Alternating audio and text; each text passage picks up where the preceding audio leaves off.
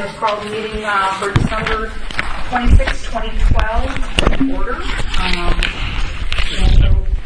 I'm sorry, 26 is when we amended it, 27, thank you very much. And we'll start, we don't have the pledge on here, but we're going to do the pledge anyway, so let's stand. Pledge allegiance to the flag of the United States of America and to the republic for which it stands, one nation, under God, indivisible, with liberty and justice for all. You have it on this? Yep.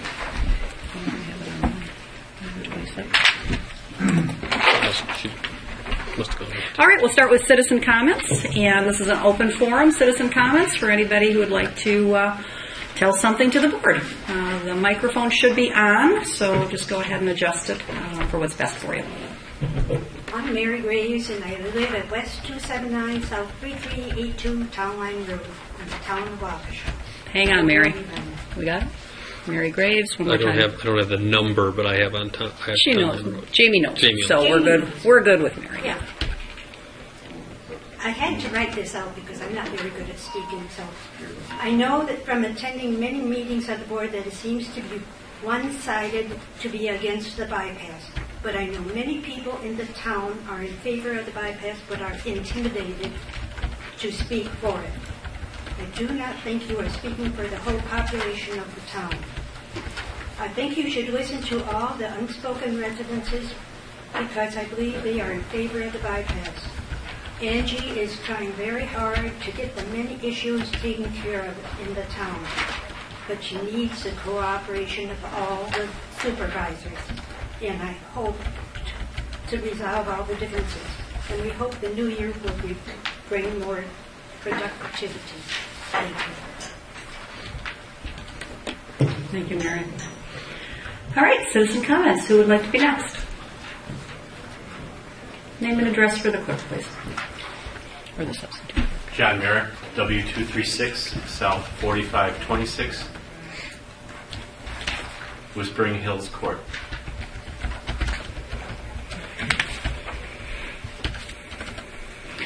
Chairwoman Van Sock and members of the town board, there are budget practices, including the failure to follow state statutes and the town code, which require some explanations.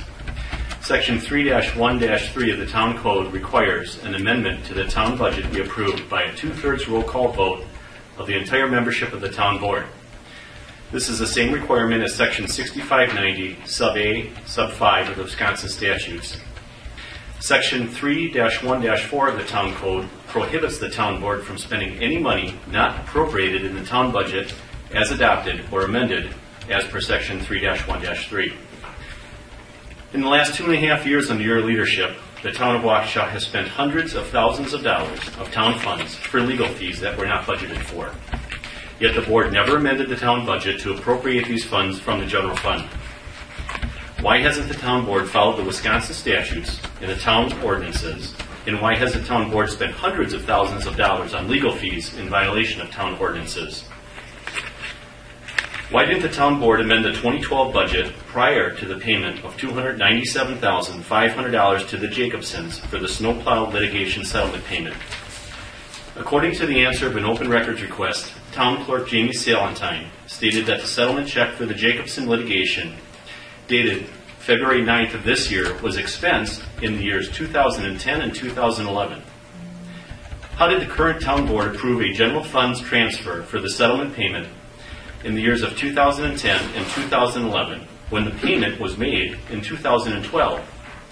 And how could those accounts in 2010 and 2011 have been reconciled to reflect a payment which amount was not known until 2012? On the afternoon of December 12th of this year, I spoke with Chairwoman Van Sock. She told me the auditor advised her to expense the nearly $300,000 into those prior years. I reviewed those prior years' audits and found nowhere does that advice exist, nor is there any accrual. I have filed a request for any other communication from our auditor reflecting this advice and have yet to receive a response. Further, the year-end audit reports for both 2010 and 2011 states there were no significant claims or judgments at year-end, thus eliminating the need for the audit to accrue any funds for the litigation in those years. Why did the town board publish a budget summary in 2012 and the 2012 and 2013 budgets without including a column showing the percentage increase from the prior year's budget as required by Wisconsin Statutes 6590? Why does the town budget for 2013 fail to show general fund summaries at the beginning and the end of the year as required by Wisconsin State Statutes Section 6590? Are the proposed budget amendments on the 12-19 agenda, and again this evening, intended to amend the budget after the fact and appropriate funds that have long since been spent? The failure to follow the town's ordinances deceives the public. In 2011, you budgeted $90,000 for legal fees, but spent $241,280. If the public knew you were spending that much of our tax dollars on legal fees, there would be a public outrage and a public outcry. But the public didn't know, because you never amended the budget at a public and open meeting as required by our own town ordinances. The same is true for this year. The budget for legal fees in 2012 is $150,000, but you now estimate the cost of legal fees for this year will be at least $275,000. The town board has spent at least $125,000 on legal fees this year alone that have not been budgeted. I would ask that the town board begin following state statutes and the town ordinances before approving a bill or an expense. Make sure it is budgeted, or if the budget needs to be amended, then amend the budget in public before spending our tax dollars.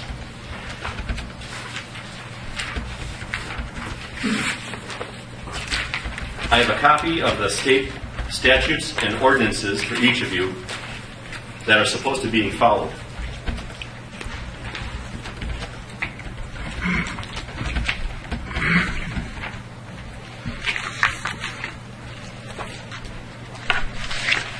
Thank you, John.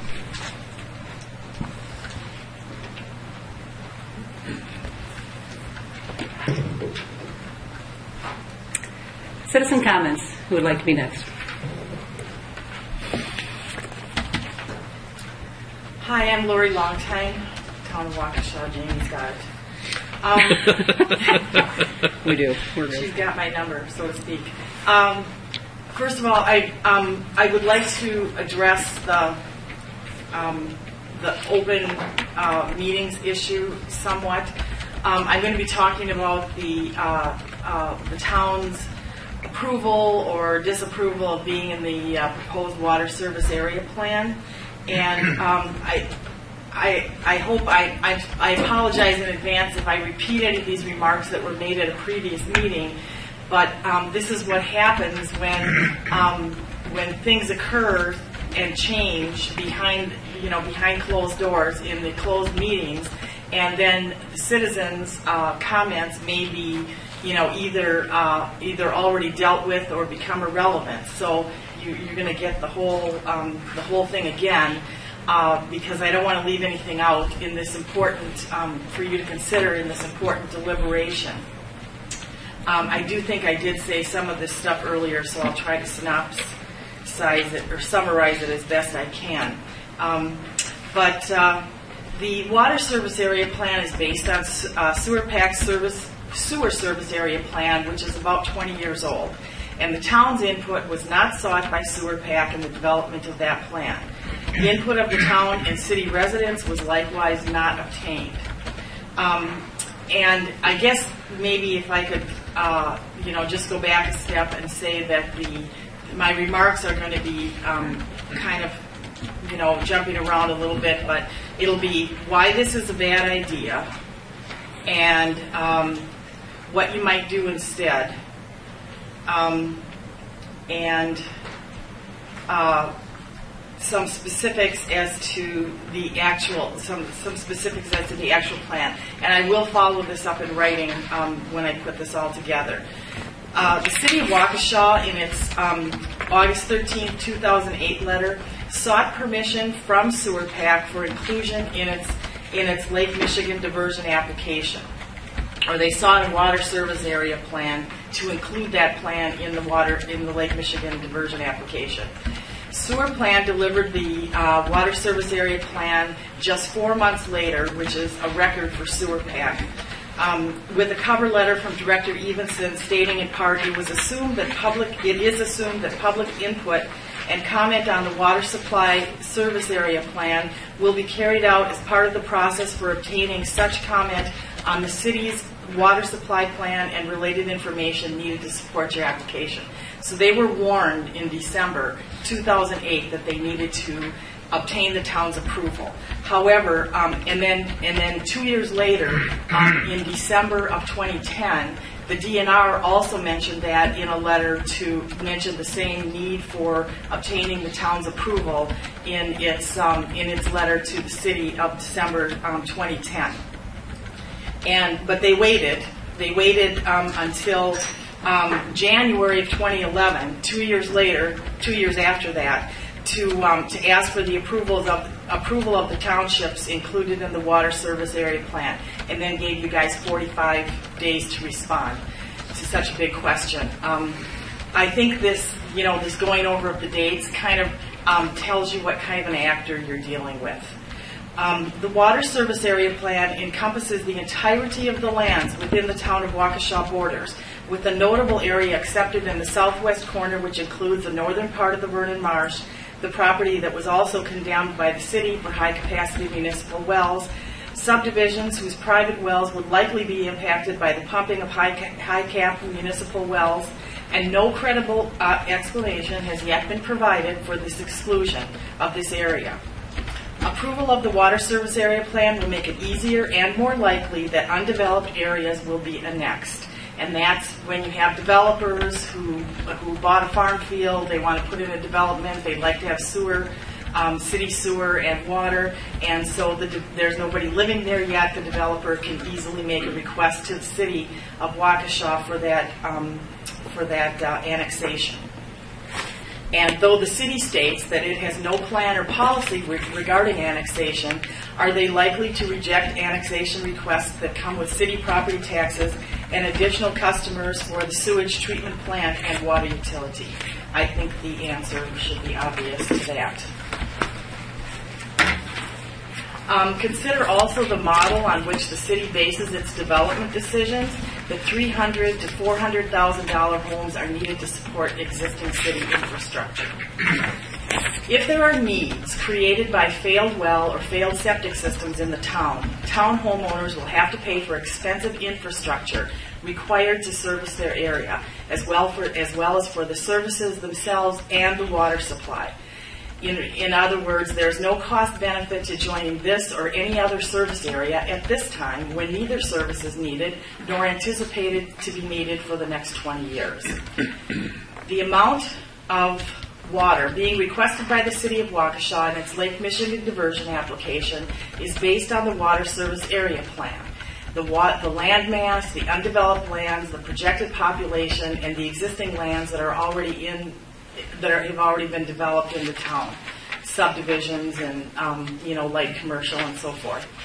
As the town of Waukesha represents the largest land area and projected population growth, it makes sense that its approval of and inclusion in the water service area plan will have the most impact on the amount of water being requested by the City of Waukesha. As such, the town's current and projected populations and currently developed land mass and projected to be developed lands have a certain value to the City of Waukesha. And I know that negotiations have been going on behind the scenes with the City of Waukesha. I hope that any negotiators and legal counsel really have become aware and act as if we are operating from a position of power. Not perhaps as powerful as the City of Waukesha, but certainly an equal player. In other words, I think they need us more than we need them. Higher populations will be used to justify an increased diversion amount, as well as being desirable to spread a fixed infrastructure cost among a larger group of taxpayers and ratepayers. A clear delineation of what impacts the town's approval will have is necessary before any decisions can be made, and hopefully the town of Waukesha will have spent the time in gathering this information. Furthermore, the city and water utility intend to build a high-capacity municipal wells to supply itself with the water coming from an area in the town that the city signals it doesn't intend to provide with sewer or water, and that's already showing an impact on nearby private wells. It will have a negative environmental impact on the Vernon Marsh and will give the city now an opportunity to exploit a resource that the town might want to develop for its own use at one point or another in the future. The legal implications of that are huge. By approving the Water Service Area Plan, the town will be accepting all the terms and conditions of the Great Lakes Compact, which the town will be financially and legally responsible to meet. Water conservation that is measurable, implementable, and enforceable, which is a much more difficult feat with the private wells and private septics, as well as other terms and provisions set forth in the compact. And they would likely have to do so once it's approved to be in the Water Service Area Plan before any residents would actually join it. Even if the town approves the Water Service Area Plan, there's no guarantee that the city's application will be approved either by the DNR, the Great Lakes Council of Governors, and the 7 other Great Lakes states and 2 Canadian provinces.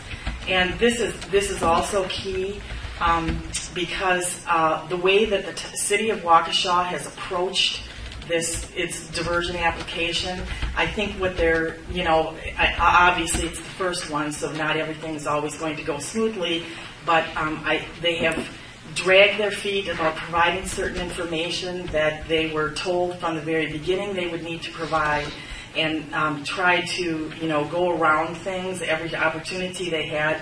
Again, telling you somewhat of the character of the folks that you'd be dealing with, as not only that, but as well as really, slowing down the process for themselves.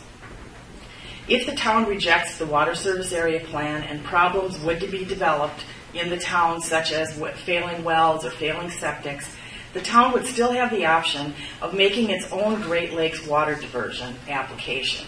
And this would be much easier once the city of Waukesha has already gained approval or had been rejected, because you'll obviously know what not to do. Most of the time, money and back and forth with the Wisconsin DNR that you've observed could have been avoided if the city would have listened to advisors, the DNR, and prepared a thorough and responsible application to begin with, instead of taking shortcuts and then being forced into every little thing every step of the way. If the town agrees to be included in the Water Service Area Plan, the city and its utility become the town's agent and representative to the other Great Lakes states, to the Wisconsin DNR, and with the Water Service Area Plan and with Sewer PAC. Do you think that the town's interests and wishes will be represented by the city of Waukesha and its utility after the way they've dealt with you in the past and are currently, they're currently dealing with you in the same way? And then I have here a letter that Waukesha County Environmental Action League sent to the PSC when PSC was considering one of these, the first of 5 25% or so rate increases by the water utility. And that happened just this past spring. The plan that Waukesha laid out in its series of meetings in the neighborhoods included the following rate increases. Year 1, a 25% increase. Year 2, 24%. Year 3, 23%. Year 4, 20%. And they did not include year 5, and we were led to believe that it was approximately a 25% increase every year for 5 years. So I don't know why that year 5 was not in there. However, the increases are cumulative, so I just took the total increases over the 4 years would be approximately 129% over what rates are at the moment. And of course, this is what you would be paying at the same time if any of the town's residents were on the water utility, joined the water utility and the plan. Although the water utility has assured the public in recent meetings that cumulative increases would amount to an overall increase of 50%. I really don't understand how they got that number, because I actually had somebody look at this, and they came up with 129%, and that's only for 4 years. That does not include that the PSC had recently approved Waukesha water utility rate increases of 18% in 2007 and another overall increase in 2009 of 16%. This makes a cumulative percentage increase 36% since 2007 and up to 213%. Just over tripling of the rates. That would be with the 4 years of 25% increases. This is astronomical. Ask yourselves how the public would react to a percentage increase in their taxes. You'd have taxpayers pasted all over the ceiling. They would be apoplectic. Since 2005, the Waukesha Water Utility has spent $10,000 to $13,000 per month on lobbying efforts alone for its Lake Michigan diversion application. There's no private money in there. That is all public money. And it does not include legal fees, engineering costs, or funds spent on D.C. lobbyists to obtain federal funds for a diversion for which it does not yet have approval. And in addition, since I wrote this letter, we have learned that the city has neglected its infrastructure maintenance. That they're only required to, their own plan only asks them to replace like 1% per year. It's a very small amount, and they have neglected that because some of the money, probably all of the money, went to lobbying and selling people on a diversion that they don't really need.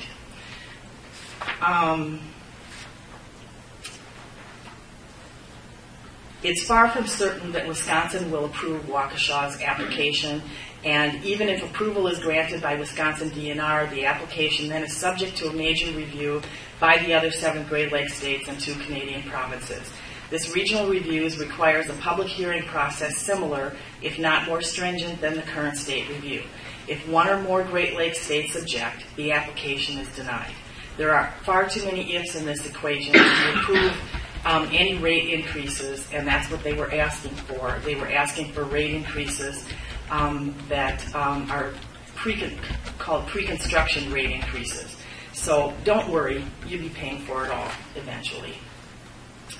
And then I have in my hand here the last comment that I want to make.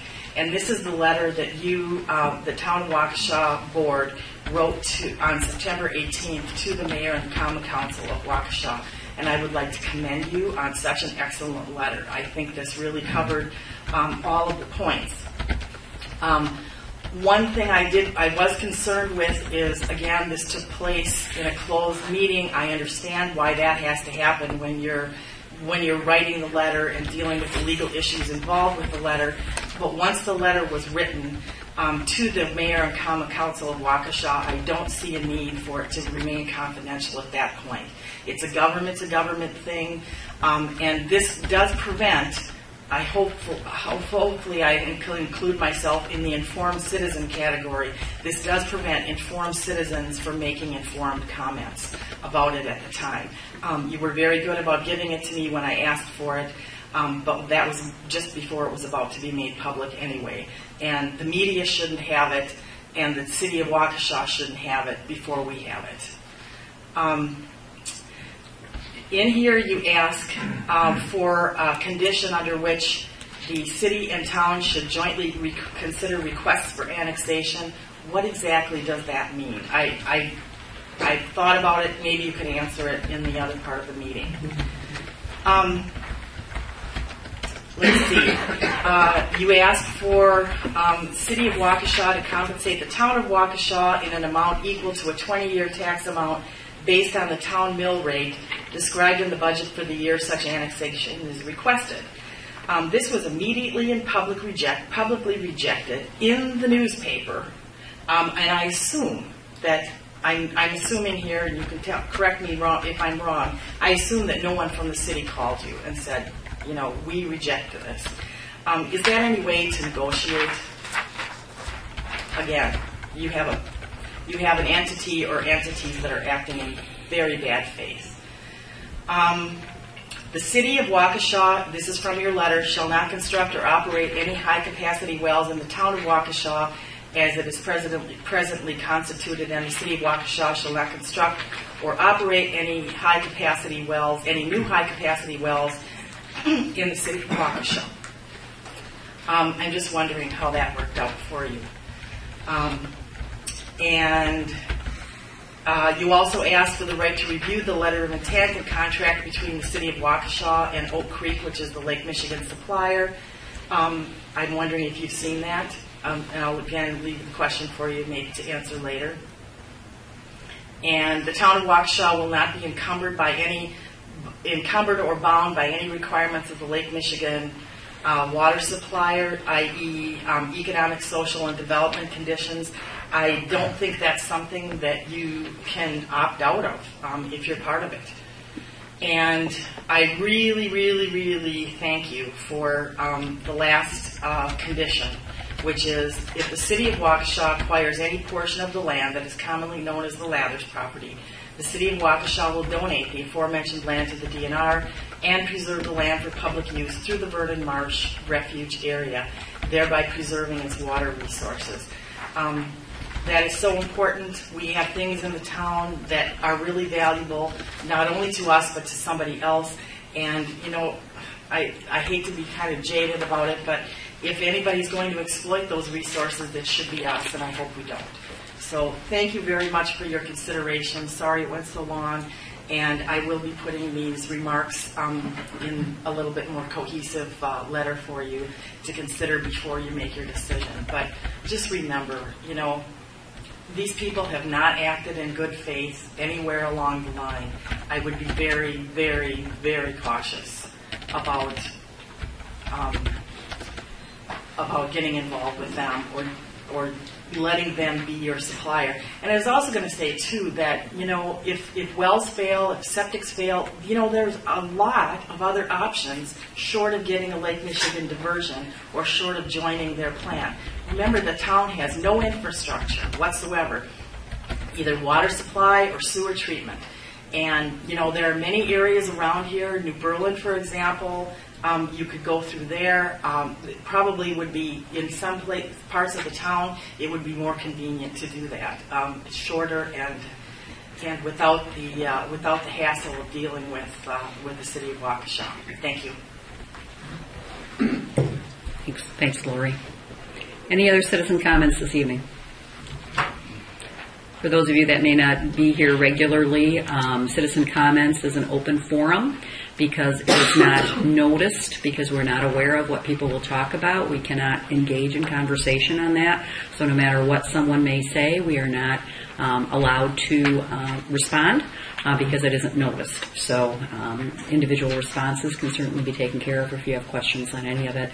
When there's topics on the agenda, then we can talk about and answer some of those questions as part of those topics. And some of those, including the budget amendment that Mr. Merrick spoke about, will be taken care of perhaps in that a little further down on the agenda. Any further citizen comments? Otherwise, we'll move on. Mr. Buchholz. Stuart Buchholz, Assistant Chief for the Waukesha Fire Department and Safety Officer. I'd like to personally thank Brian for taking the bull by the horns on our septic problem, which I was told there was no problem with it, and there was nothing we could do about it. I appreciate your attempting to dispel any rumors that the fire department is sabotaging the septic system when it's over, it was put in 1948, so you do the math. But I would just like to personally thank you and Joe Bansky and Everett for taking the bull by the horns and dispelling any rumors for us. Appreciate it.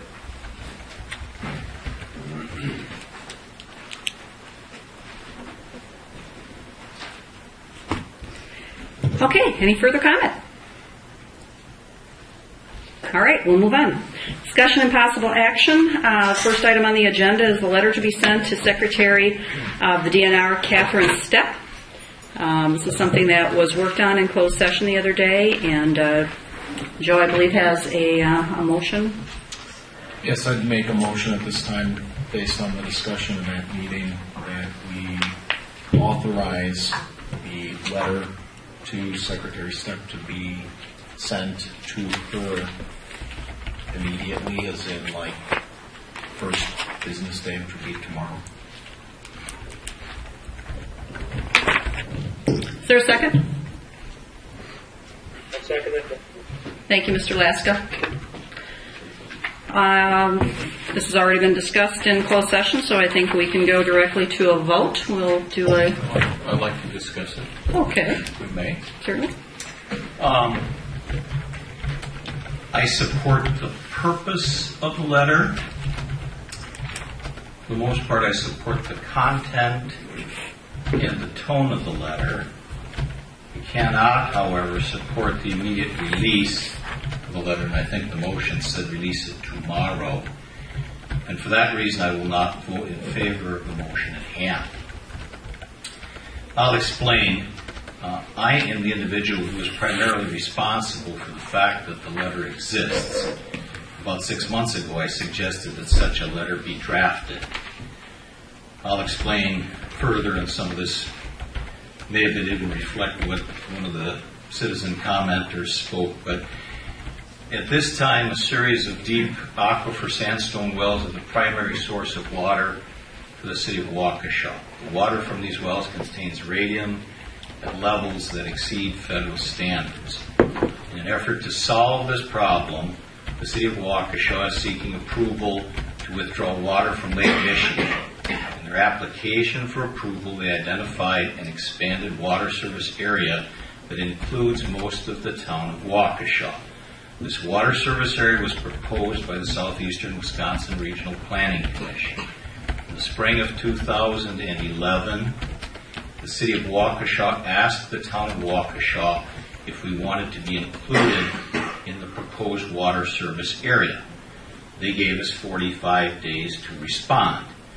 For good reasons, we have not yet responded. But we must respond by not later than February 1st, 2013, assuming that we desire to offer a response, and I think we probably will.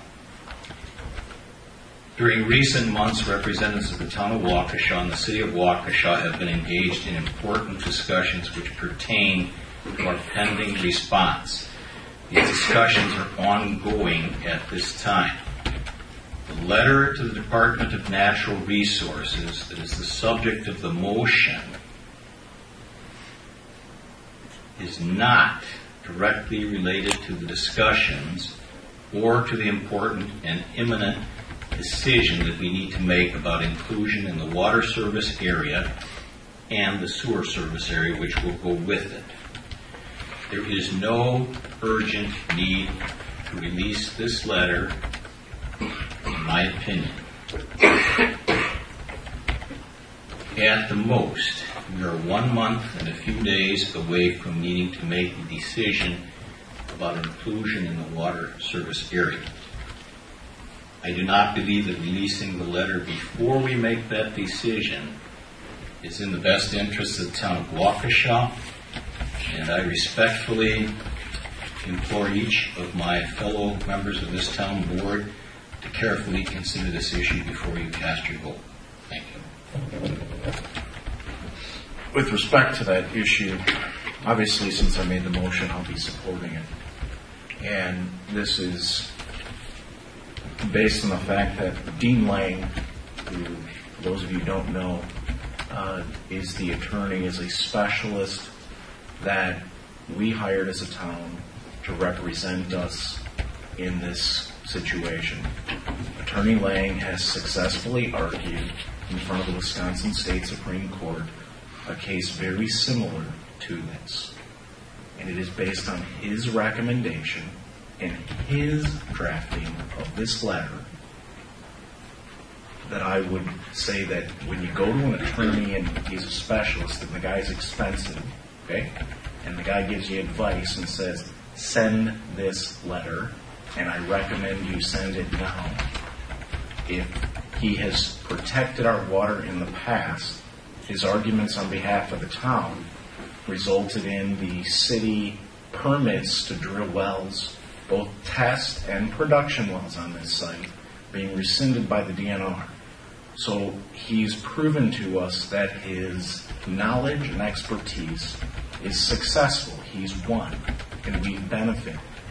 When he comes back and says, I suggest that you send this letter and send it now without delay, I think we owe it to the town residents to follow his advice, because he's proven to us that he's been successful in this arena, and that's why I'll be supporting my motion. Go ahead if you want. Well, you first, Supervisor Fisher. I guess I would, and we're not really to engage in discussion with each other, but I'll pass it, I guess, to the chair then.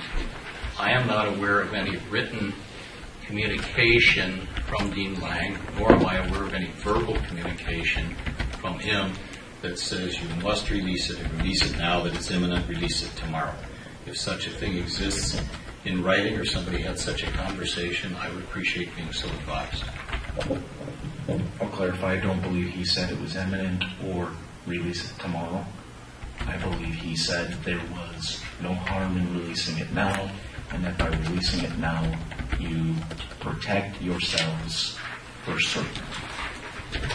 I guess my question is, now that's different than what you said, that he said do it now, do it immediately, but with whom did he have such a conversation and when? Town board, when he provided his draft of that letter, which was done in closed session, because it's obviously legal advice. Respectfully, we haven't, I don't believe, or at least for my part, we haven't heard from him for a number of months. He gave us advice at the time. I think to clarify, he gave us advice at the time that we met with him. We, at that point, there were concerns by some members of the board that the letter shouldn't be sent at the time that it was drafted, and there was an honoring of the concern because we were early in the discussion with the city of Waukesha at that time. Since that time, we've obviously spent some time with the city and have had some documents that have gone back and forth. Since that time, the city of Waukesha has purchased the Lathers property, which is a significant difference from where we were when we were waiting to send the letter. That is a significant issue. It's also a significant issue that Mr. Dukniak has said in open session that they are recommending the pursuing of permits on the Lathers property.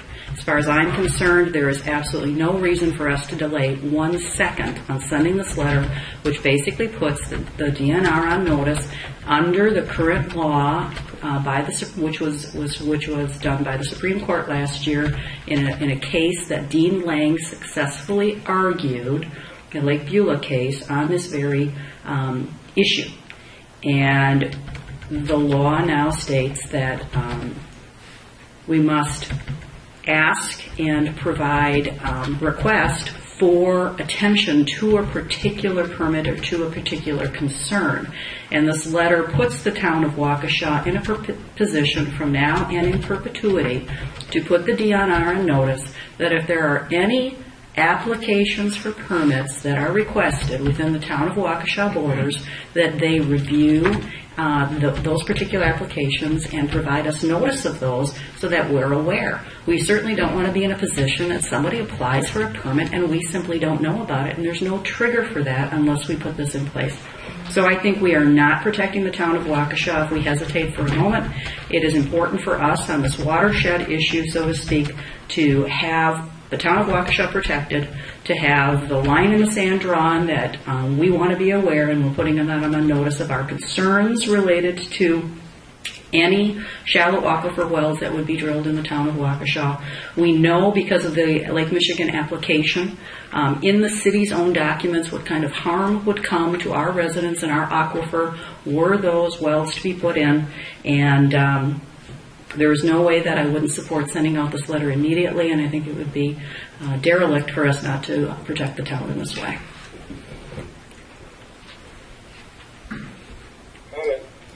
Mr. Laska. I had Mr. Laska. see no value in holding back on this letter. There was no point in slow dancing. Let's get it done. We all agreed on the content of the letter. Let's make it happen. Thank you, Supervisor Laska. Further discussion? I'll ask for a roll call vote, please.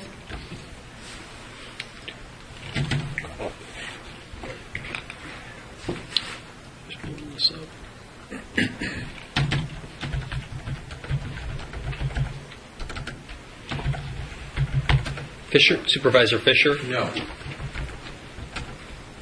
Supervisor German, No. Supervisor Bansky, Yes. Supervisor Laska, Yes. Chairman Van Sock. Yes. Motion passes 3-2. The letter will be sent out as quickly as it can be developed and set for signatures. Okay, we'll move on to the next item. The next item is salt storage, payment for town salt storage during the year 2012 to 2013. This was put on by me.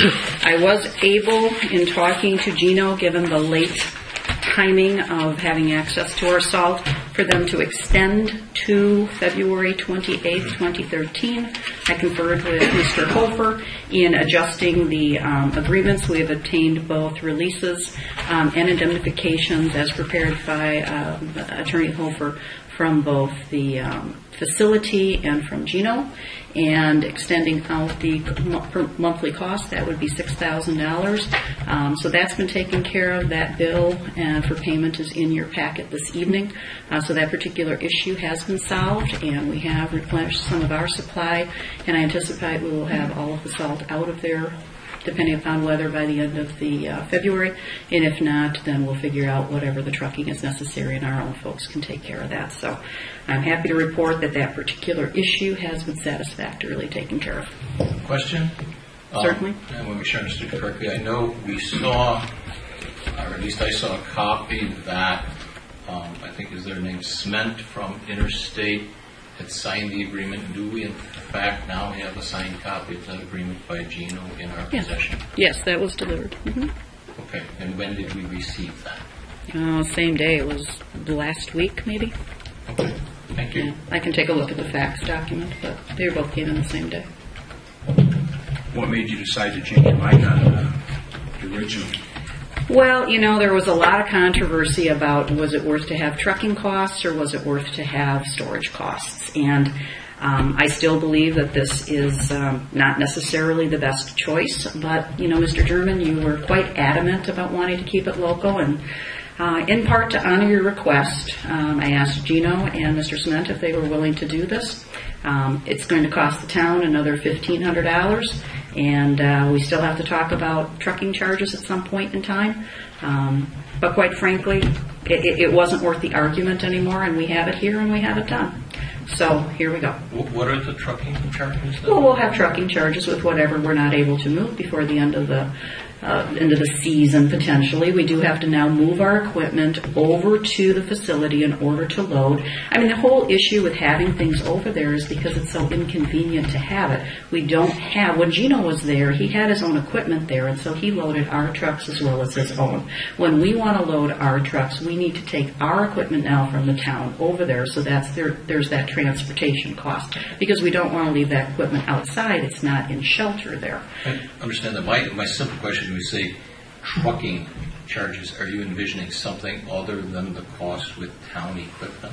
It is, what you're envisioning? Depending upon the weather, there is, for whatever reason, there was almost 200 ton of material stored there.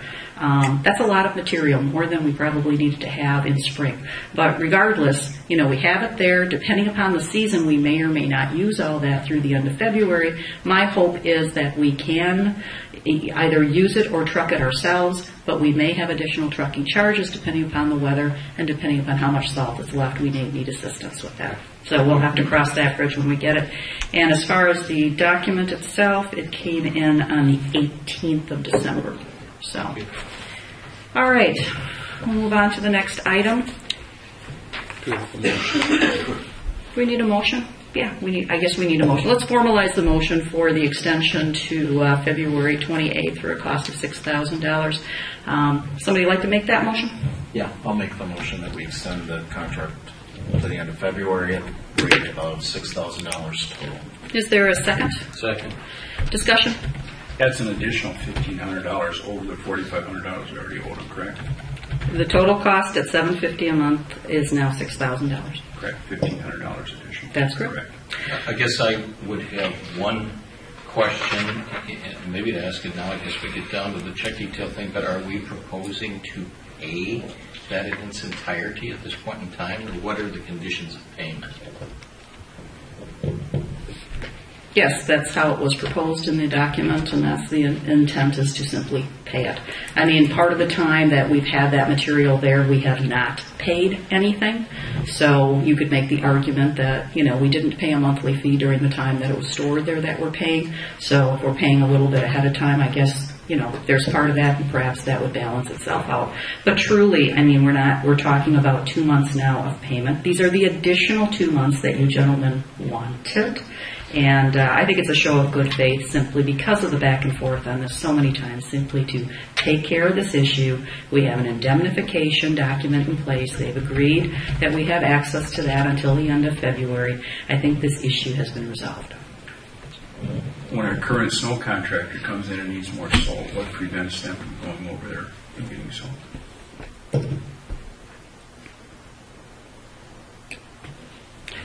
They would be trespassing. Really? They couldn't have permission to go over and load the salt on, is it? Mr. German, we've gone through this now many, many, many, many times, okay?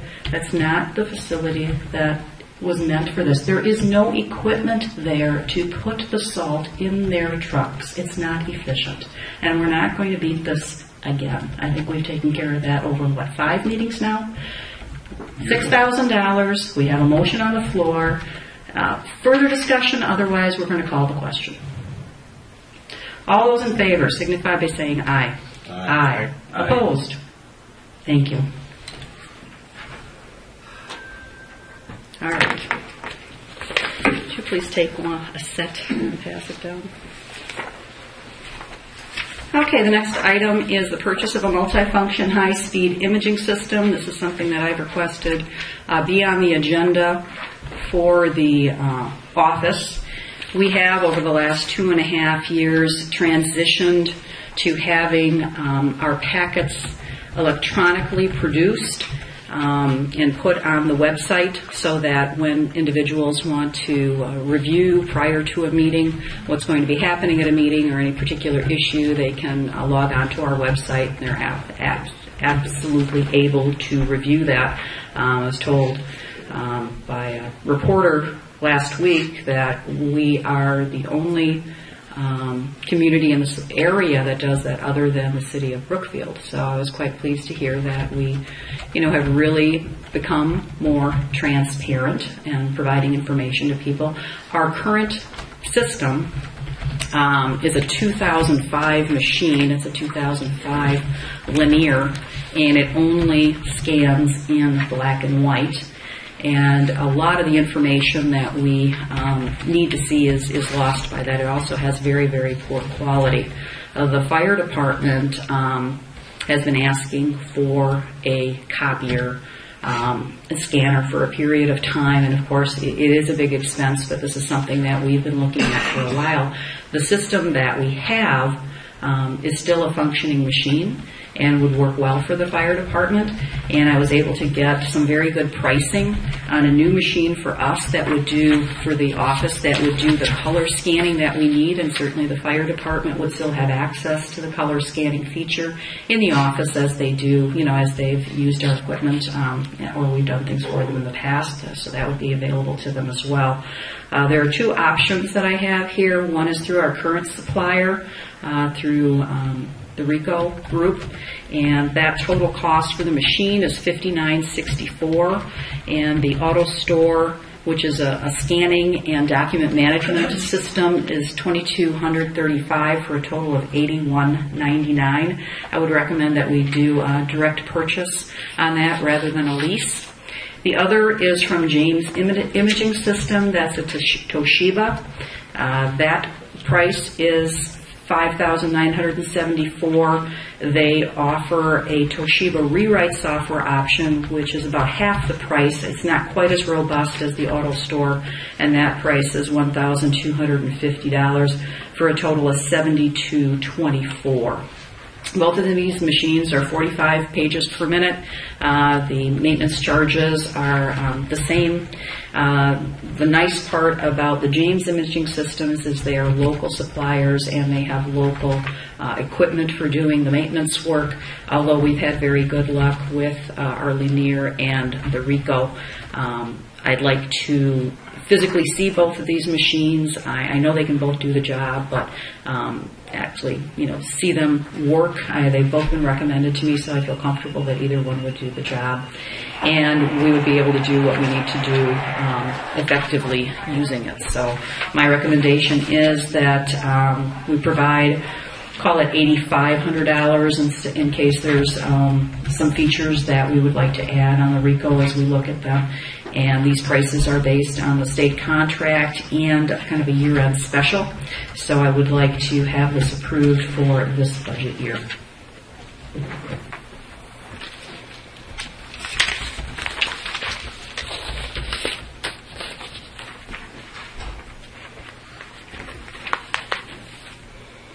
Should I call for the vote? Or a motion? I guess I'll just make a comment to Sure. appreciate your presentation very much, putting this together. When I look at it, we've got a quote date of 12/14 and that type of thing. It would be nice to kind of have this in the information packet to look at and a little bit digest or consider. Can you at least understand again, what is it that you're asking, or which one of these, or which parts of it? There are two. Understood. There are two options. Yeah. The highest priced one is $8,199. So my request is to provide a blanket, let's say not to exceed number of $8,500. And with that approval, I and at least one member of the staff would actually utilize the machines and make a determination as to which one might be best. I think both machines have good features. I'm tending toward the James Imaging System because of their local stock of parts and their faster response time. It's very important, when obviously we're doing business in the town, that we're able to eliminate our downtime. I guess where I'm a little bit lost, maybe, Mr. Look at the James Imaging System. It says equipment and software must be installed by 12/31/2012 at 12 p.m. for iPad promotion. You're intending to get this installed by noon on Monday, or what? No, well, keep in mind, Mr. Fisher, this was actually on the agenda for last week. And so we did have some options to perhaps provide that opportunity for the town, and that probably has passed at this point. But that's to get the iPad, and that's not the important feature here. The important feature is getting the equipment itself. I will certainly ask them if they will honor that past 12/31, but they have committed that if we get approval, to purchase now, they will at least honor this pricing. And this is part of the state pricing. These prices, if you were to commercially purchase this, would probably be $1,500 higher than what we're seeing right now. So we have worked to get a very good price on this equipment. Okay, but the likelihood is this money will not be expended until after the first of the year? It would not be, correct. So correct. Would this not appropriately go on to next year's budget then? No, I think if it's approved this year, we have funds available to us this year. The town hall, at this point in town hall and grounds, is below budget by almost $19,000. That's running through the 27th of this month. Certainly we will have some additional expenses that we'll need to attribute to this budget year. But we have funds available through savings that we've had, and this would really provide the fire department the opportunity to have their equipment that they've been waiting quite a bit of time for, and give the town hall the option to have the scanning. The other option on this, the scanner allows us to be much more efficient with a 45-minute scanning cycle. And so our goal as of the first of the year is to scan all of our bills.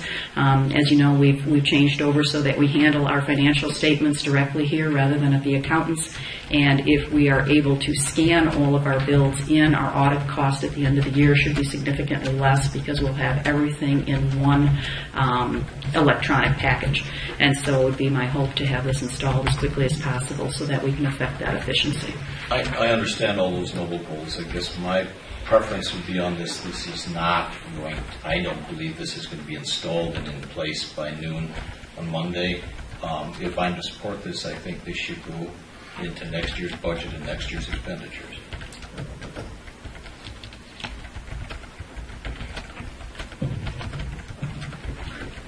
We operate on the accrual accounting method. So when we earn the debt or liability, meaning when we get invoiced for the cost, that is when the accounting kicks in. So if the invoice from said supplier were to be dated 12/31, that's when the town earns or accrues the debt. The funds get paid based on that. The accounting happens based on that. We covered that issue when we approved the fire department's extrication equipment, that if we put it into the budget in 2013, fire department, if you remember, Brian, we talked about this, the fire department would have been prohibited from purchasing that equipment, getting invoiced for it prior to 2013.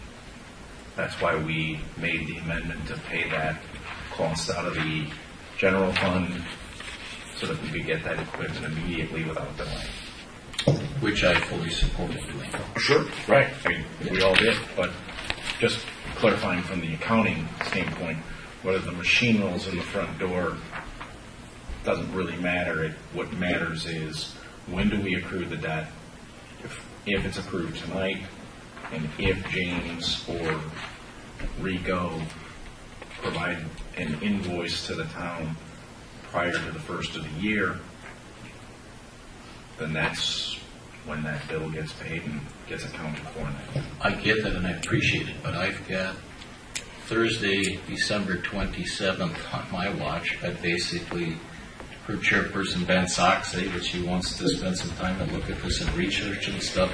I'm just questioning whether or not James Imaging Systems, that's where we're going to go, is we're going to be producing the invoice before noon on Monday. I mean, our town hall isn't even open on Monday. They don't have to produce the invoice. It just needs to be dated then. If the commitment is there, we will receive billings in January that we will pay in January that will be dated 2012. And so, you know, this is no different. So I think we don't, I mean, can we just stick with the core of the issue? And the core of the issue is, do you think it's a good idea for us to purchase this equipment? And then, you know, the actual invoice date, they will probably need to put 12/31 invoice date in order to provide us this pricing. I don't want to go into next year and pay more for the town because we're arguing about this. This is kind of silly. If we agree that this is a good purchase, let's do it. I'm not interested, for my part, to be involved in asking people to backdate invoices and that type of thing. You can call me stodgy, you can call me whatever you want. I just don't want part of that in this public arena. I myself, I'd like more information. There's nothing on warranty on this equipment. Is there a service agreement? Yes, there's a service agreement, Mr. It's service and supply information in the middle of the page. Mr. Laska. Just thinking out here, I could put it in a fucking motion. We have very good technological minded folks on the book. That would be very efficient. Suggestion that we set aside or we vote on $8,500 on the high end, and we give the responsibility to Angie, Ryan, to find out which would be best for our needs for the town and report back to us at our next meeting But in the meantime, we got the wheels turning on this subject, and once again, let's get her done. I'd like to make a motion that we appropriate up to $8,500 to spend on an imaging program for the town of Waukesha, either from James Imaging System or from RICO, and that we attempt to allow James and RICO to provide the pricing of $59.74 on their equipment plus the $12.50 and the $59.64 and $22.35, that we choose the best equipment for the town and effect that as quickly as possible and have it in the 2012 budget year. That's my motion. Is there a second?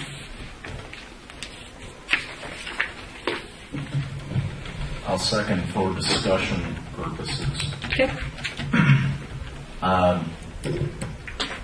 I'm not sure of what the time constraint is on price for, and I know that I just purchased multiple machines from one of these suppliers for my business.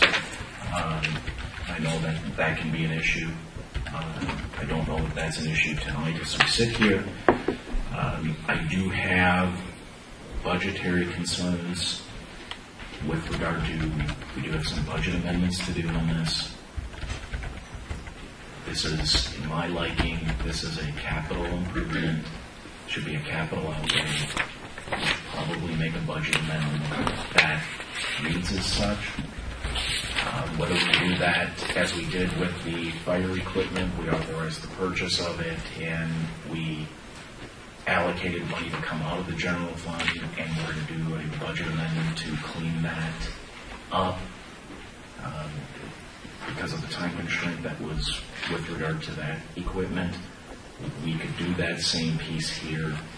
I guess with regard to the urgency, I would have to know before I could really support a vote to just give the check out what kind of price pressure or performance pressure, given that we have current equipment. I agree it doesn't scan in color. There's issues with that for the accounting side of it, but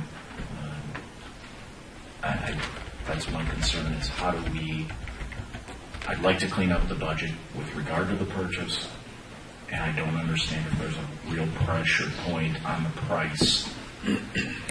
My understanding was these prices were through 12/31. If there is significant concern, I mean, we have significant savings in our budget this year, so I know that, Joe, you're not concerned about where the money's coming from physically because we are under budget for 2012 at this point. Certainly we have not spent, we have $70,000 in our general government capital outlay account that would be available to us as well. So there are a number of different technical avenues for us to take. But I certainly understand that there may be concerns that folks have given the current circumstances that we want to wait. And if that's the case and it costs us more, I guess that's the choice that the town makes, the risk that it takes. I will do my best to get the price at the same point, but I would hope that we can deal with some of those issues appropriately. I mean, the town still needs to move forward, and we have the funds available to us, and if we wanted to do it tonight, we could certainly find the appropriate mechanism within our budget to do so. It's really up to you, gentlemen, to make that determination. You've heard my recommendation and my motion.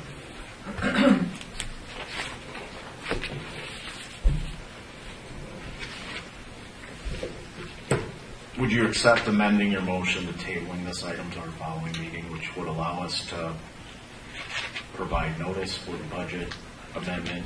I understand now that would end up making an amendment most likely to the 2013 budget. In my heart, I can't believe that either supplier would have a significant change in price, if at all, between the units. I mean, I know and this is real stuff. These guys they're trying to hit numbers, they're trying to hit end of year numbers, and they are flexible, and maybe that goes away, but, and we've been talking a little different. Listen, budget. I'm going to make it easy on everybody, okay? I'm going to make it real easy because obviously everybody's really nervous here, and so we're going to take the nervousness out.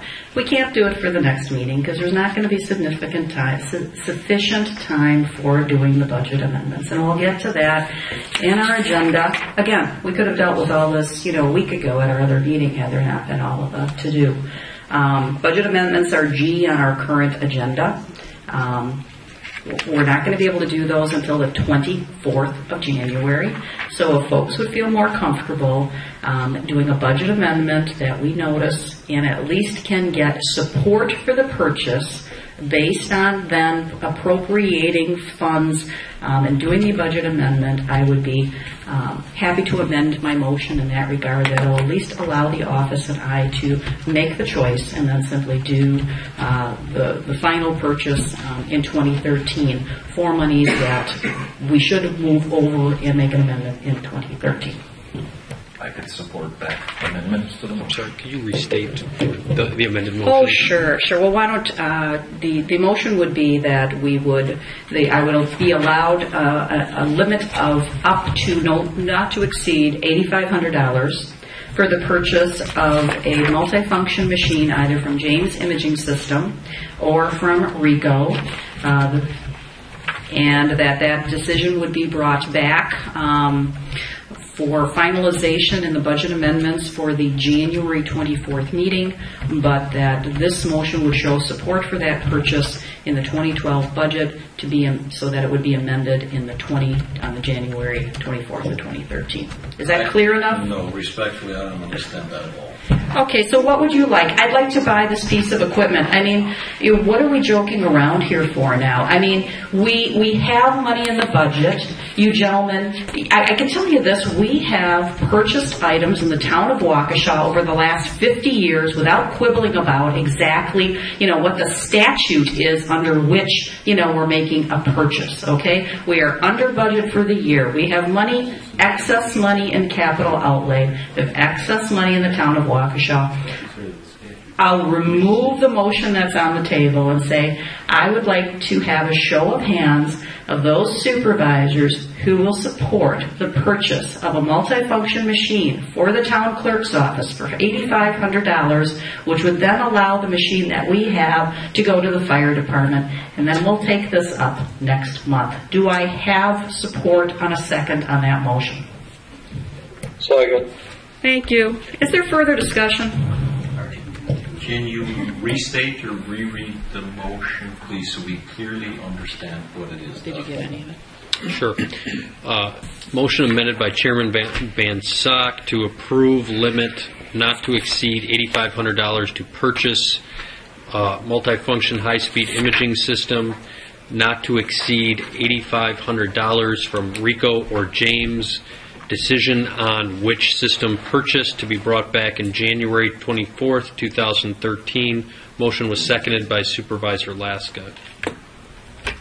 So you're committing to giving me the support to at least go out and work in good faith with these two gentlemen, and we can work out the budgetary issues next month. So a real simple question. Are you buying it, or are you coming back on the 24th of January with a recommendation? Real simple question. I'm only asking for your support. So I'm coming back. I have to come back. You guys aren't comfortable tonight. You're going to come back on the 24th with proposals? Prior to the 24th. Well, hopefully prior to the 24th. We have our budget amendments that we need to take care of, and hopefully we'll be able to accomplish that on January 24th, okay? We have another meeting in between. So I will do my research and provide you the information, and I'd like to have your support in this motion so that we can move forward as if that budget amendment item is going to be approved. I don't want to waste my time going out and talking to these gentlemen if you're not going to approve this purchase. And so, we've already spent time and energy doing this. Are you with me or not in getting this equipment? And then we'll do the budget amendment for it next month when it will become official. But allow me to at least move forward in good faith and negotiate in good faith. You're giving me the option to negotiate in good faith with $8,500 and that I have your support in doing the budget amendment for this next month. So your motion says this would be bought out of the 2012 budget. Is that correct? It certainly is, and it will require a budget amendment. Thank you. All those in favor? Is there further discussion? Thinking about it? No? All those in favor signify by saying aye. Aye. Aye. Aye. Opposed? Aye. Perfect. Thank you. Motion passes 3-2. Okay. Let's do the Waukesha West bypass. Joe, this was something that we had discussed at the last meeting. I know we were bringing it back. Just you had made the, the presentation of our discussion, and I think a determination that this would be on the agendas, kind of in the future, so that we could continue to review it. I don't know how much you want to go through it tonight, or if you're asking for feedback, but you have the floor. Well, as I alluded to the previous meeting, I'd like to work with another supervisor to draft a letter that represents the concerns that the town board is aware of, specifically about the Sunset. We all know that that's a road that needs repair. And I think the members of the town board and the constituents who we represent recognize that there needs to be some repairs made to those roads, and I think we should speak to what we deem we want to do. And I'd like to have some assistance in drafting that from another member of the Is there, Mr. Supervisor German? Would you be going forward with this, Joe, as a bypass or an improvement to the existing road? I'm not interested in tagging it by name.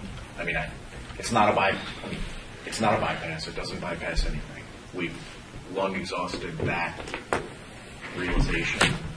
But if they want to refer to it as the West Bypass, or we want to refer to it as Alice and Buster said, a breezeway, a driveway, whatever we want to call it, I think we can draft a document that conveys our opinion as a body as to what we would want to see done there, whether that includes going all the way to 94, if the board wants to make that type of a description, or we want to just limit our comments to the area within the town border. I think that that's something that we should be doing, because our constituents do have, as we've heard again tonight, there is an opinion about what should be done there. And although it may not be in agreement with what we had available to us to comment on through the EIS process, we should be making a comment on that to the town and to the county. Well, if we oppose to bypass the roads in a vote, then I would be willing to sit with you and work on this if it's considered an improvement for safety on the existing road. I have a partner. Yay! All right, we have a volunteer. Wonderful. Yep. And then I think what my hope would be is that Everett and I would get together, we work on a proposal, several proposals, and come back to the board and have discussion about it, and hopefully get to a point where we can approve a letter and send that forward. What would be your time frame? I mean, I do think that there's some time is of the essence type of scenario here. When would you anticipate that this letter would be presented to us for approval? I think for my liking, and Everett, please chime in, I mean, I'd like to just leave this item on our agenda, and we can provide updates to the board as every time we meet as to, hey, we've got this, here's a draft, here's a thought, and does that get together by January 24th? I mean, Everett and I have worked well together in the past. I don't necessarily see that this is going to be a very difficult piece to put together. So I guess I'm trying to provide some framework. You're you're anticipating, I mean, not I'd months like to- of this, Yeah, you're thinking no, a month or so. For my liking, I think we could come back the first meeting in January, Okay. update, and get some direction from the board, finish something up, and, clean up a letter and have something ready to be issued at the second meeting of January to get approved. Do we need a motion to work on this particular item? We're not taking any action? Yes, but just to, even to put it on the to do the agenda, drafting? yeah. Okay. Would you like to make a motion for what you're I'll proposing? make a motion that Everett and I get together and work on this letter to bring back an update to the board on the first meeting for January of 2013, and have that item listed on the agenda as well for the second meeting in January, with the hope of having a completed letter that we can release to the public. I need a second. I will second it. Discussion? All those in favor signify by saying aye. Aye. Opposed? That passes unanimously. Wonderful. All right, next on the agenda is the update on the status of the Town of Waukesha Town Hall, the on-site sewage disposal system. This was requested by Supervisor Fisher, and unfortunately Mr. Stewart has left. I do have the opportunity to address his comments at this point in time. I think there's a whole lot of misinformation that has been spread by individuals with their own purposes. We have an old cesspool. We don't have a leach field here at the town hall. We discovered what we physically had last year because we were having problems, and there were all sorts of assumptions about what we had, and we were able to actually determine that there is no even leach field here. We have basically a round cinder block type of structure, and it was built in the 50s, if I understood it correctly, and did not anticipate the two additions to this property that were done. There were no enhancements or improvements to that system as the large addition for the fire department was built and as the full DPW building was built. And so because of that, it is simply unable to handle large quantities of water in a short period of time. Like most septic systems, if you overflood them, solids will go into the other areas and create blockages. And we've had that issue here before. We were successful in maintaining the current site by asking for reasonable consumption of water in a reasonable period of time. As I understand it, the fire chief has indicated that I've made some sort of comment that no water could be used in the fire department. That is absolutely, if he's made that comment and he's attributed to me, it is absolutely false. I've never made such a comment. What I have said is that we need to be reasonable with our water, and we can't simply flood the system, do a lot of laundry, do a lot of washing of the floors all at the same time. And we were successful over the last year and a half in managing our system with that. We must have had an issue with it flooding. It is getting better. I do think that we have further work that could be done in a long-term solution, and that long-term solution may very well be, city sewer here for the amount of effort that we have. The fact that we do as much laundry as we do, and I know, Mary, you're laughing, but, bottom line is this facility was built to handle a couple of toilets, and that's how that cesspool was built up there. At this point in time, we have a full laundry back there, we have full washing of trucks, we have a shower system. I mean, we have a lot more draw on that system than we have in the past. So we do have to look at long-term situations, but my goal is for us to maintain our system until we can find the appropriate solution, and I think reasonable use of our system will do that. We have had situations in the last month since this topic came up where the water is simply running. It happens to be running in the fire department. I am not accusing the fire department in any way, shape, or form, but the fact is that faucets are being left open and they're being discovered and no one's around. That floods the system. That creates a problem. So these are just reality items, and it seems very odd to me that suddenly faucets are being left open when this is a topic of conversation. So I don't know what third grade antics are going on. We simply need to manage ourselves in an appropriate way. Mr. Fisher, there was a motion on the floor that was approved last go around for you to work with our engineering firm. You and I have had a conversation since that. I believe that engineering firm perhaps doesn't do that same work anymore that they used to do. Is that correct? And so you have a further report now based on your findings? Yeah, I mean, respectfully, I asked this to be put on the agenda today, and I guess I will give a very simple report. At the last meeting, the board on a vote of 3-2 approved getting some professional assistance to evaluate the system.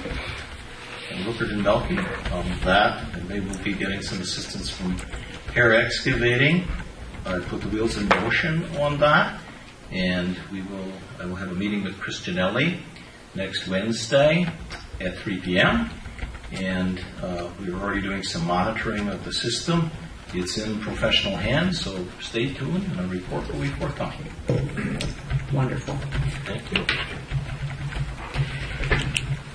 Revisions, updates to the Town of Waukesha Employment Handbook. Mr. Fisher.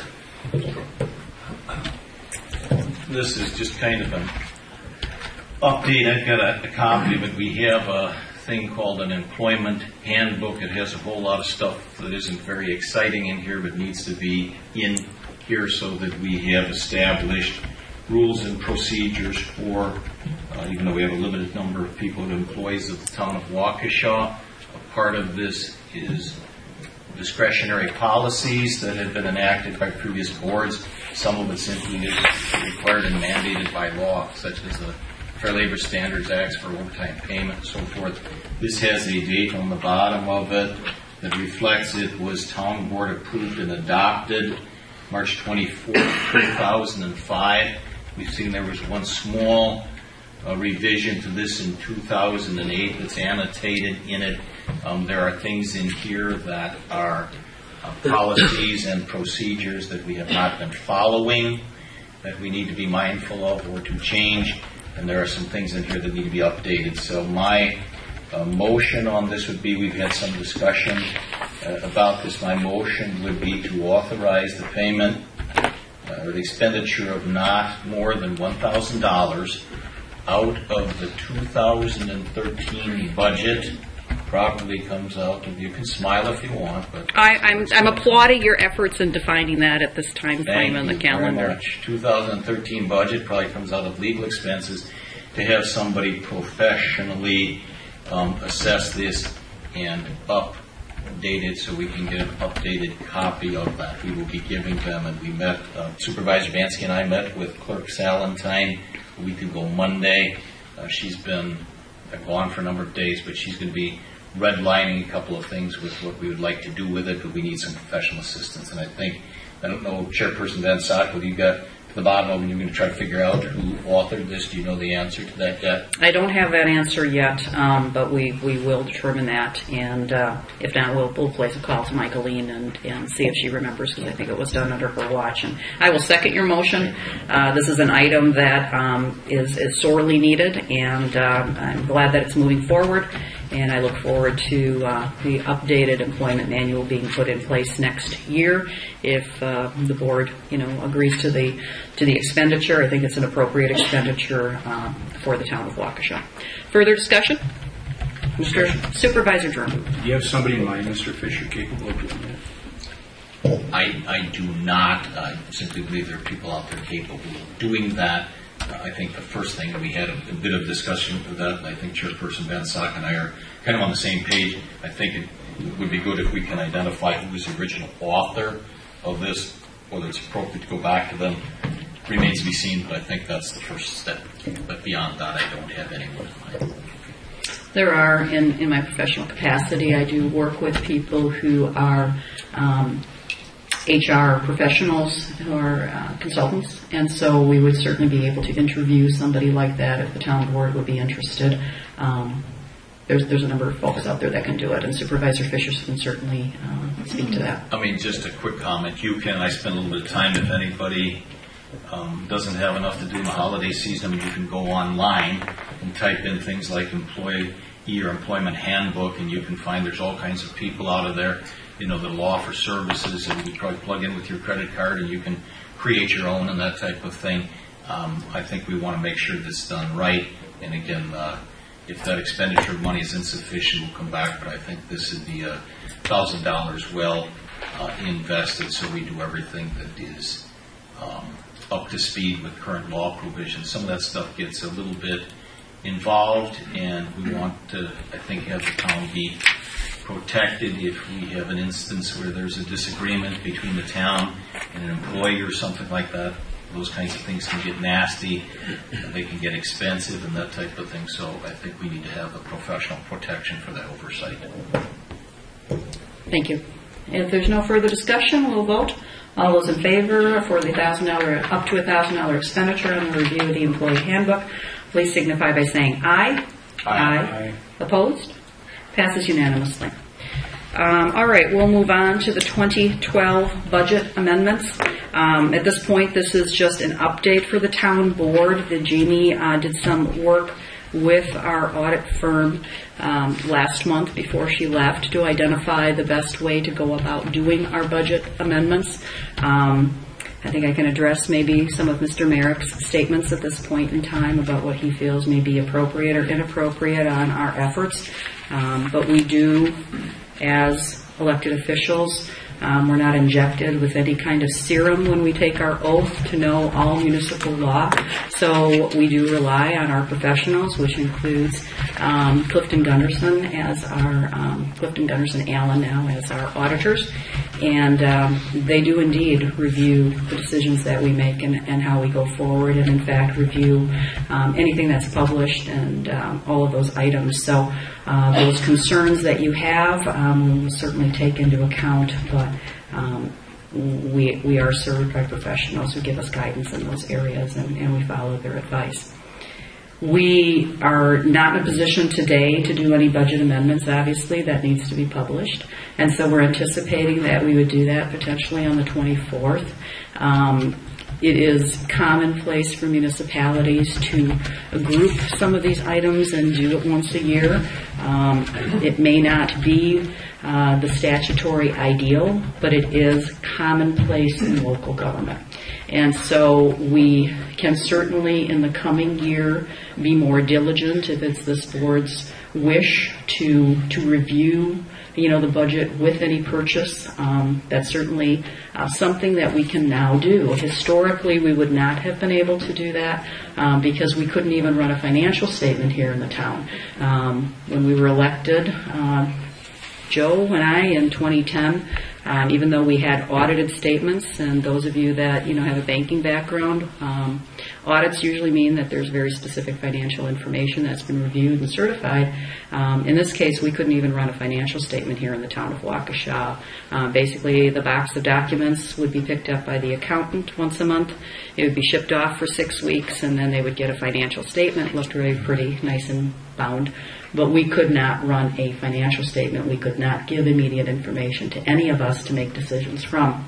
Now with perfecting, I believe, in this last year, our QuickBooks, we now do all of our payroll ourselves, so all of that detail is within our QuickBooks software program, as well as all of our bills, and we work routinely on a budget versus actual projection. So we will be able to track this weekly, monthly, hourly, however this board would like to do it. So I would encourage you to think about your ideal, and we can certainly do that in the coming year.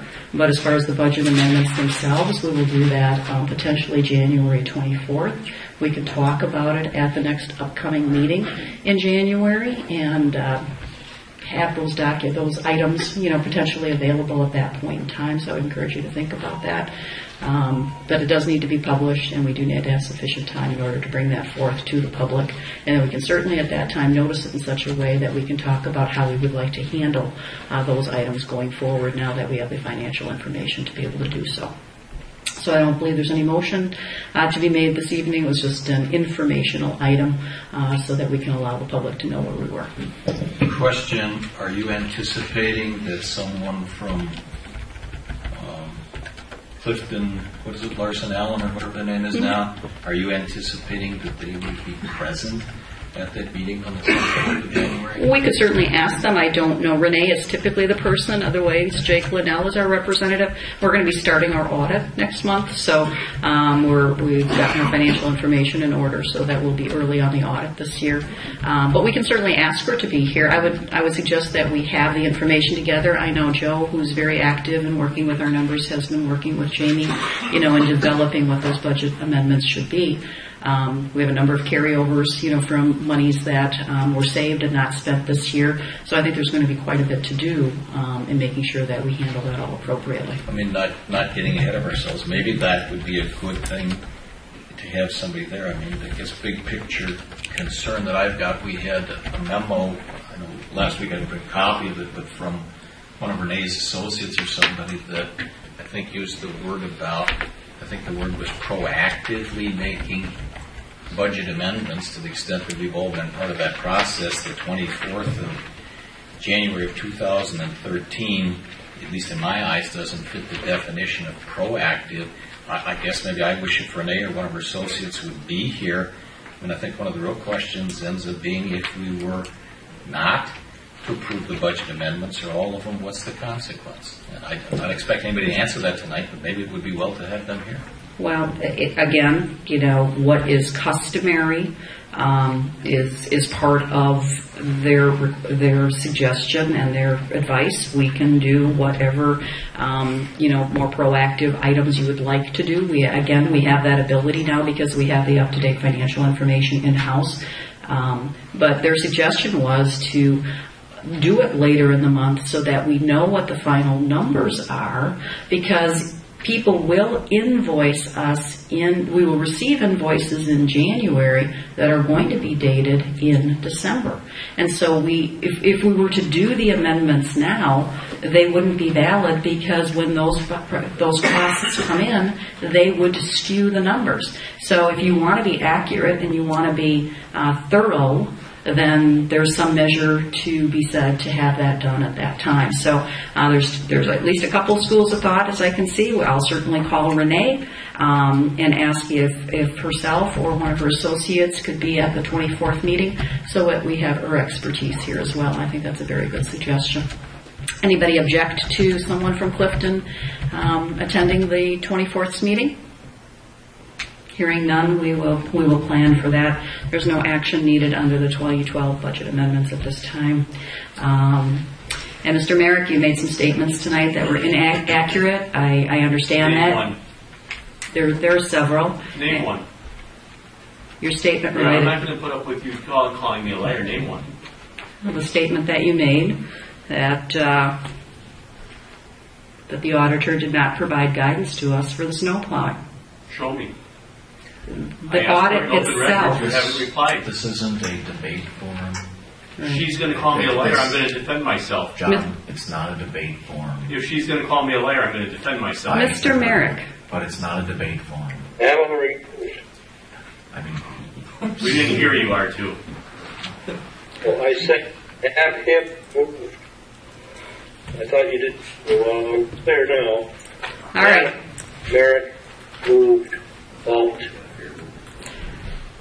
Mr. Merrick, you haven't been here for most of the meetings all year, so it's pretty hard for you to be up to speed on everything that the town board has done. And I respect the fact that you can't have all the knowledge sitting in your seat today. So if you'd like to sit down and talk about any of these issues. Point of order, that this is not, we went through it before, this is not a discussion between the audience and the board. So Mr. Fisher, I have actually read my parliamentary procedure book, and point of order is I am perfectly correct in addressing Mr. Merrick's item under the appropriate agenda, and I am well within my parameters as chair to do so. So thank you. All right. So show me where the auditor told you to expense those expenses 2 years ago. Mr. Merrick, the expense was in 2012. It was already accounted for because we knew what some of their billings were. And if you'd like to sit down with the detail, I will go through it with you. The detail. Well, then you don't understand it. The discussion is over. If you'd like to meet at another point in time, we'd be happy to do so. I also offered to have you call the auditor direct, which so far you haven't taken me up on. So I do not plan to debate this with you. You'll get the facts, and then you'll understand. Accounts payable. We have accounts payable for $49,770.07. Looking for a motion to approve. Can you give me that total again? Sir? $49,770.07. I'm looking for a motion to approve. Motion. Thank you, Supervisor Laska. Any discussion? All those in favor signify by... You don't have a motion. Oh, I didn't have a second. No, Mr. Laska seconded. He made the motion. I made them. Fine. Sorry, go ahead. I guess I'm anxious to be done. Go ahead. Is there a second? I'll second. Discussion. Discussion. I have not had time to review the stack, and at the previous board meeting I made an approval, and when I reviewed it the following day there was a bill in there to Urban Towns Association, which board had not approved to even join. So I will not approve paying until I've had time to review. Well, we have had 3 board members take the time to review the bills. We cannot not pay our... One signature. Mr. Laska has also had an opportunity, as he always does. This was on the agenda for last week. You gentlemen played lots of games so that we couldn't get that done. We've already canceled the checks. Order in the office, in the hall, please. We've already had to void 1 set of checks, and our bills did not go out. Now, the game playing needs to stop here, okay? This is a requirement for you to come in. All of you do not have to sign the bills, but we provide you an opportunity to do so. If you don't take the time to do it, we cannot hold up the payment of the town of Waukesha's bills. I mean, that's simply unacceptable. I don't think $49,770 is a game. Mr. German, the rest of us have reviewed the bills. You simply haven't taken the time. So let's put it in perspective, okay? These bills are now another week late. They cannot be any later without incurring expenses or issues. Let's pay our bills. And as far as your statement related to the Towns Association, we're a member of the Towns Association. The Urban Towns Committee is something that we were a member of for years and years and years. And it was approved by this town board in sufficient terms. You didn't look at the bills. I'm sorry you didn't do that ahead of time. So you sneaking a bill in for the Urban Towns is approval by the board? Offer what Chairman does all ta-ta. Ta-ta, Mike. Could you please provide me the stack of bills that you have there, Mr. Fisher?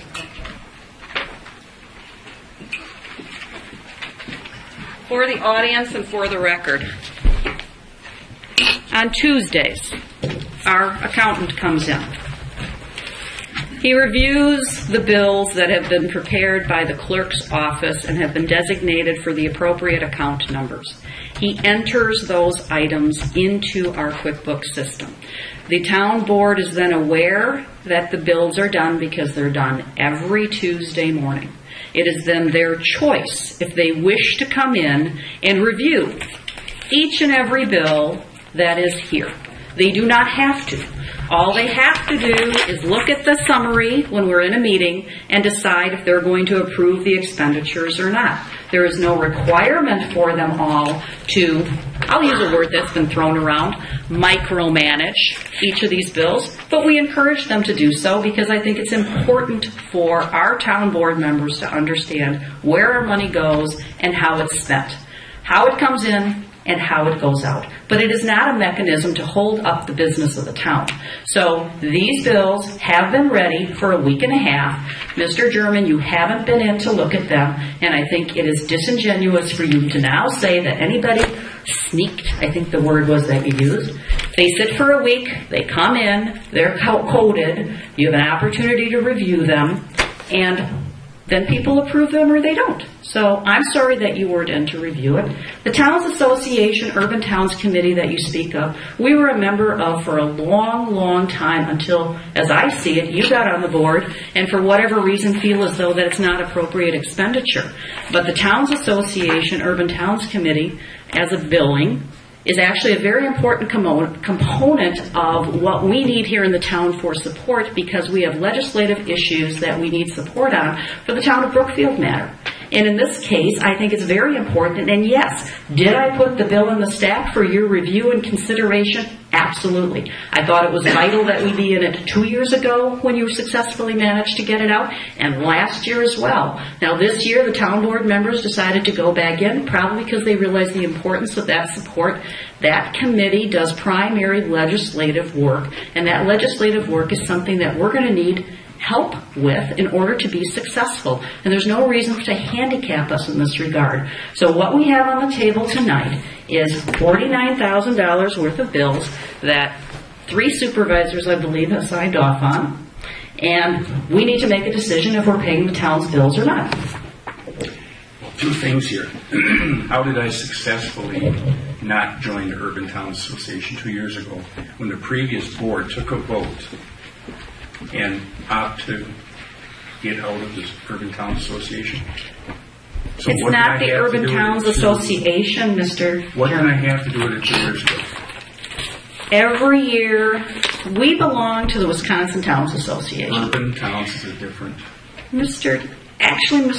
German, no, it's not. The Urban Towns Committee is a committee of the Wisconsin Towns Association, of which we've been a member for a long, long time. And we were a committee member of the Urban Towns for many, many years until, from what I can see, you were elected.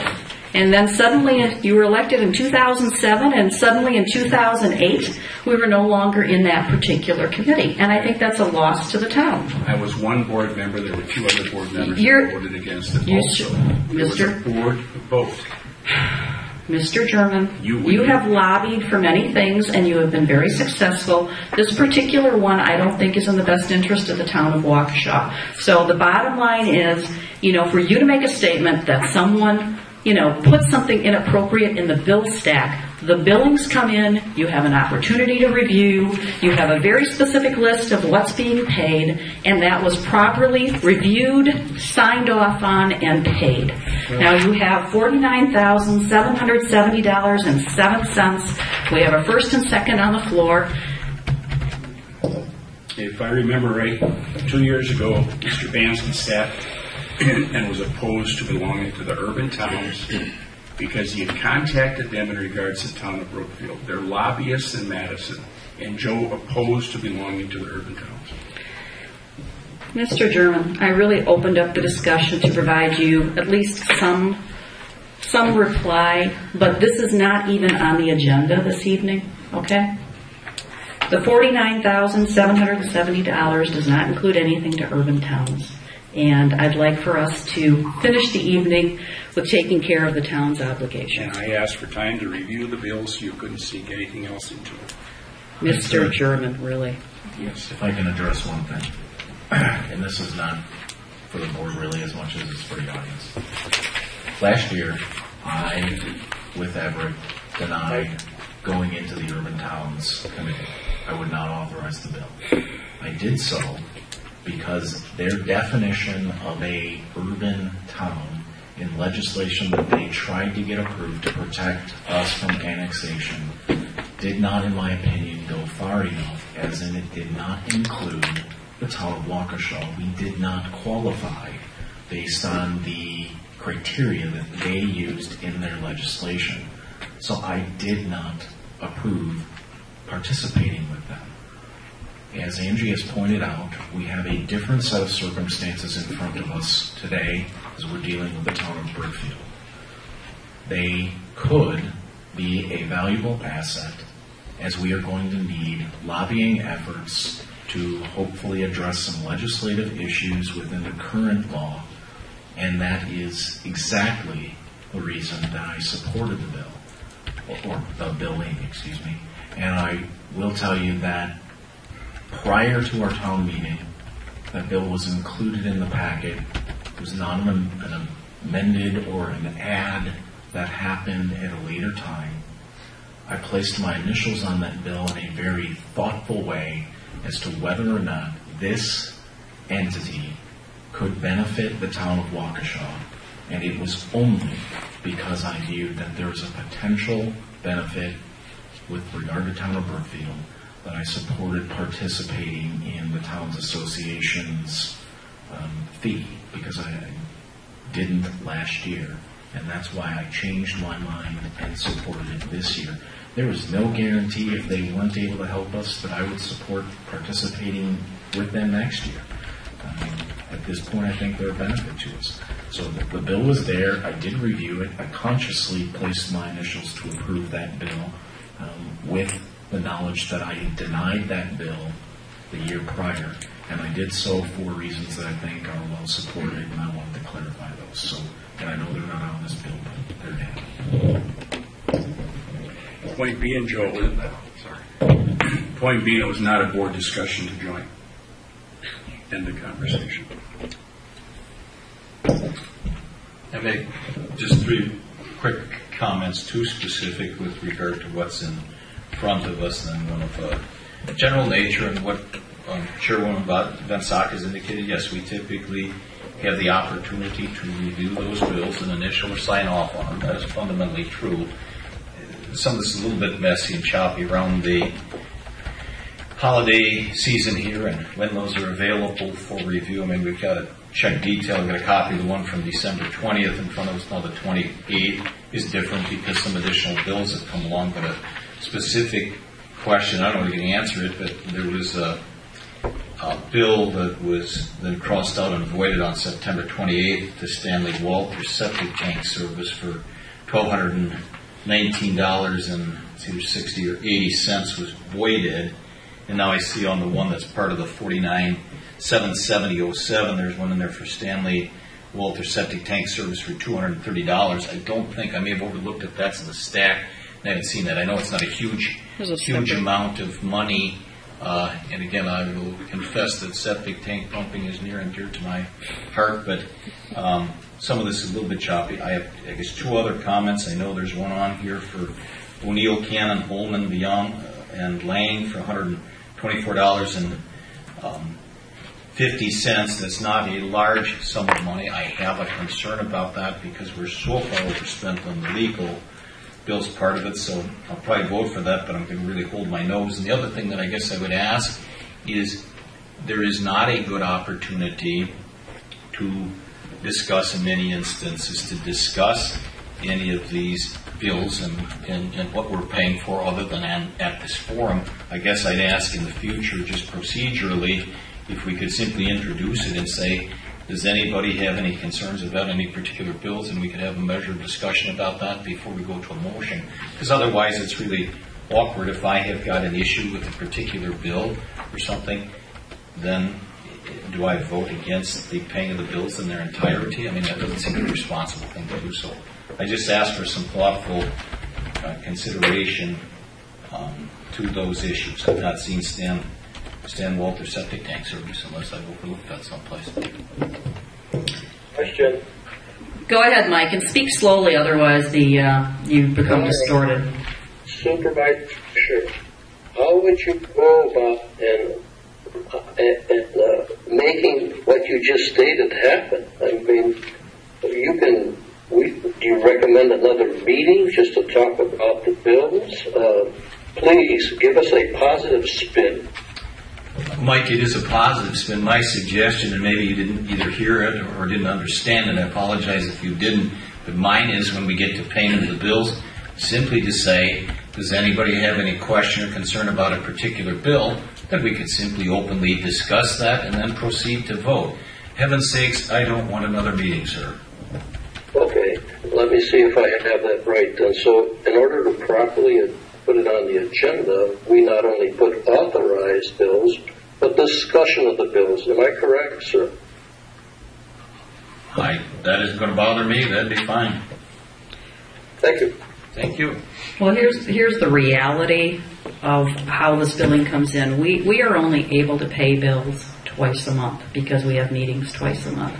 And based on the vendor, if bills are set aside, it's possible that we would have fees and expenses related to that. So that's the concern. That's why we have it ready and waiting for you on Tuesdays every week.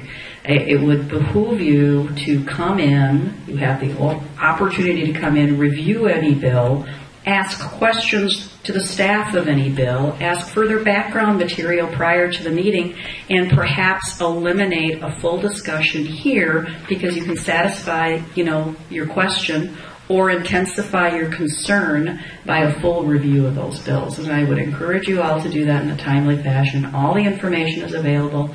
POs are required for almost everything. When we come here, it should be fairly perfunctory, and I hope we can enter the new year with a more proactive approach to the many things that we're doing. So, if I remember correctly, we have a motion and a second on the floor. Is that correct? Yep. Supervisor Laska moved to approve the payment of the bills in the amount of $49,770.07, seconded by Supervisor Bansky. All those in favor of paying the bills, please signify by saying aye. Aye. No. Aye. Opposed? Opposed. Mr. German. Okay, so 4-1, Mr. German opposes. I need a motion to adjourn. Oh, gee. Who's first? You can have the first, I'll take the second. Very nice. I'm glad we're magnanimous. Mr. Supervisor Fisher first, Supervisor Bansky a second. All those in favor signify by saying aye. Aye. Opposed? Thank you, everybody. Thank you, gentlemen. Good night, folks, and Happy New Year. Good night. You too, Mike. Good night. Joe, this is for you. So you guys are working together on a letter. What exactly is the letter going to consist of? Are you going to suggest additional routes? Or we kind of talked about this the other day, but I think that they're, you can look at some of the two-lane options. Thank you very much. Thank you very much. You're welcome. Raise the limit. I tried not to do too good of a job as to make Jamie seem